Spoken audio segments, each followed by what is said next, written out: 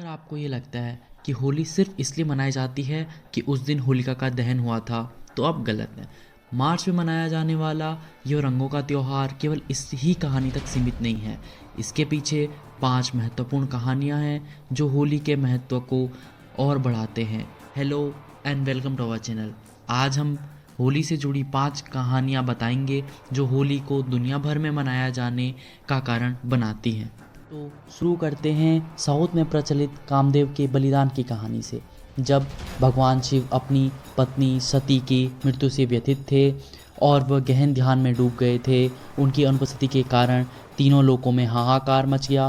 पृथ्वी का संतुलन खोने लगा और राक्षसों का साम्राज्य बढ़ने लगा। इस समस्या के समाधान के रूप में सती का पार्वती के रूप में पुनर्जन्म हुआ, लेकिन शिव समाधि में लीन थे, उनको जगाना नामुमकिन लग रहा था। यह देखते हुए माता पार्वती ने कामदेव से मदद मांगी। कामदेव ने पार्वती माता की परेशानी दूर करने के लिए अपने प्रेम बाण को शिव के हृदय में मार दिया। शिव कामदेव की इस हरकत से क्रोध में ध्यान से जागे और कामदेव को अपनी तीसरी आंख से भस्म कर दिया। हालांकि प्रेम बाण ने अपना काम किया और शिव दुनिया के मामलों में वापस आ गए और पार्वती माता से शादी की। माना जाता है कि होली के दिन भगवान शिव ने कामदेव को भस्म किया था, इसलिए दक्षिण भारत में लोग होली के दिन कामदेव के बलिदान के लिए उनकी पूजा करते हैं। कामदेव को गन्ने का धनुष, मधुमक्खी की धनुष की डोरी और सुगंधित पुष्पों से सजाए गए बाणों से चित्रित किया जाता है। कामदेव की मूर्ति को आम के फूल चढ़ाए जाते हैं और लोग होली पर कामदेव की मूर्ति के माथे पर चंदन का लेप लगाते हैं ताकि जलन कम हो सके। अगली कहानी कृष्ण और राधा से जुड़ी है।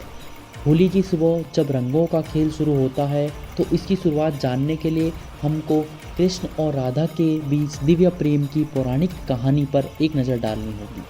कृष्ण हिंदू पौराणिक कथाओं में करुणा और प्रेम के देवता हैं। जब वो छोटे थे तब एक राक्षसी ने अपने दूध में जहर मिलाकर कृष्ण को मारने का प्रयास किया। हालांकि कृष्ण को मारने के बजाय दूध ने उनकी त्वचा को नीला रंग कर दिया। कृष्ण अपने गहरे नीले रंग को जानते थे और देवी राधा, जिनका रंग दूध सा सफ़ेद था, उनसे गहरा प्रेम करते थे।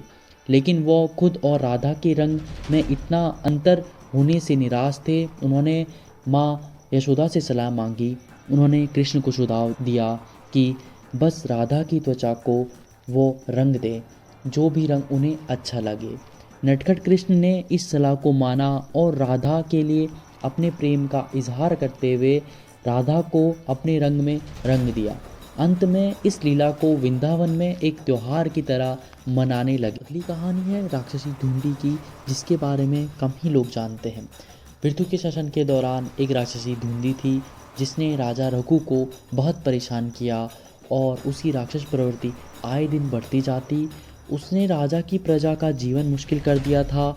ढूंढी को शिव का वरदान था कि उसको ना ही कोई पुरुष मार सकता है, ना कोई स्त्री मार सकती है, ना कोई देव मार सकता है और उसको किसी भी प्रकार के अस्त्र शस्त्र से मारा नहीं जा सकता था। परेशान होकर राजा ने अपने दरबार में पंडितों को बुलाया और उनसे सलाह मांगी, जिसके बाद पंडितों ने बताया कि ढूंढी को मारने का एक ही तरीका है जिससे वो मारी जा सकती है।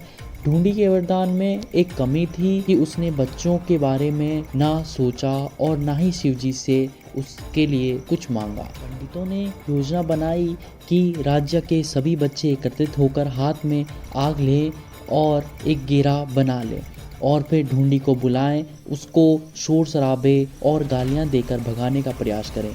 और ये हुआ भी, क्योंकि ना ही ढूंढी बच्चों को नुकसान कर सकती थी और यही उसके विनाश का कारण बना। इसी तरह से बच्चों को होली पर शोर शराबा और मीठी गालियाँ देने की इजाज़त होती है, इसीलिए कहा गया कि बुरा न मानो होली है।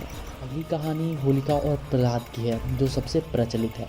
कहानी के अनुसार तपस्या के माध्यम से राक्षस राजा हिरण्यकश्यप को स्वेच्छा की 5 शक्तियाँ प्रदान थी, जिनके बारे में उनका मानना था कि वो उन्हें अमर बना देगी। इस विश्वास पर दृढ़ रहते हुए उसने अपनी प्रजा को खुद को देवता के रूप में पूजा करने के लिए मजबूर कर दिया। हालांकि उनके बेटे प्रहलाद ने ऐसा करने से इनकार कर दिया और इसके बजाय वास्तविक भगवान विष्णु को अपना आराध्य मानते थे। इसके चलते हिरण्यकश्यप ने अपने बेटे को मारने के लिए कई प्रयास किए, लेकिन विष्णु हमेशा उनके साथ थे।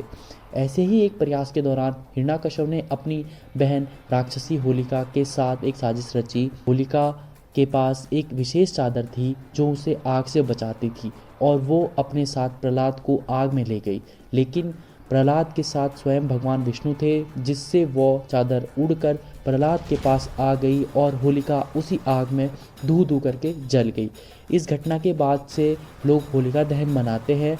माना जाता है कि होलिका दहन बुराई पर अच्छाई की जीत का प्रतीक है। अगली कहानी है कृष्ण और राक्षसी पूतना की। भगवान कृष्ण के मामा कंस ने शिशु कृष्ण को मारने के लिए पूतना से मदद मांगी, इसलिए पूतना ने अपने विष भरे स्तन से शिशु कृष्ण को दूध पिलाया। कृष्ण ने भगवान शिव से प्रार्थना की कि वह उनके गले में आए। शिव ने दूध में से सारा जहर पी लिया। तब कृष्ण ने पूतना का खून चूसा और उसे मौत के घाट उतार दिया। होली से एक रात पहले कृष्ण ने पूतना का वध किया था। ऋतु चक्र को देखते हुए लोगों का मानना है कि पूतना ने शीत ऋतु को प्रस्तुत किया और उसकी मृत्यु शीतकाल के अंत का प्रतीक है। इसलिए लोग शैतानी ताकत पर दैवत्य की जीत का जश्न मनाने के लिए होली से एक रात पहले पूतना का पुतला जलाते हैं। यह सर्दी और अंधेरे के अंत का भी प्रतीक है।